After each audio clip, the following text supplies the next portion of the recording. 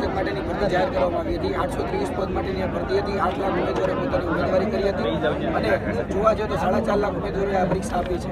હવે જેમાં એક લિસ્ટ પ્રાથમિક પરીક્ષા બાદ જાહેર કરવાનું હોય તેમાં 8 ગણા ઉમેદવારોનું લિસ્ટ જાહેર કરવામાં આવ્યું છે.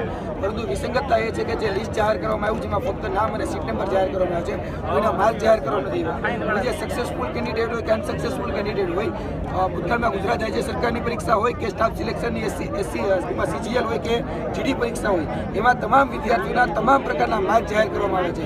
હવે આ પરીક્ષા છે એ સીબીઆરટી પદ્ધતિથી લેવામાં આવેલી પરીક્ષા છે, કોમ્પ્યુટર બેઝ રિક્રુટમેન્ટ ટેસ્ટ. હવે કોમ્પ્યુટર બેઝ રિક્રુટમેન્ટ ટેસ્ટમાં જે નોર્મલાઇઝેશન મેથડ એપ્લાય કરવામાં આવી છે તેમાં ઘણા બધા વિદ્યાર્થીઓ એવા છે કે જે ઓછા માર્ક ધરાવે છે છતાં પણ એ લોકોના મેરિટ યાદીમાં નામ છે, અને જે લોકો વધારે માર્ક ધરાવે છે 150-155 માર્ક ધરાવે છે એ લોકોના મેરિટ યાદીમાં નામ જ નથી. એટલે આ વિસંગતતા એના કારણે પેદા થઈ છે. એના માટે આ વિદ્યાર્થીઓ વાત કરી રહ્યા છે કે અમને અમારા માર્ક આજ સાંજ સુધી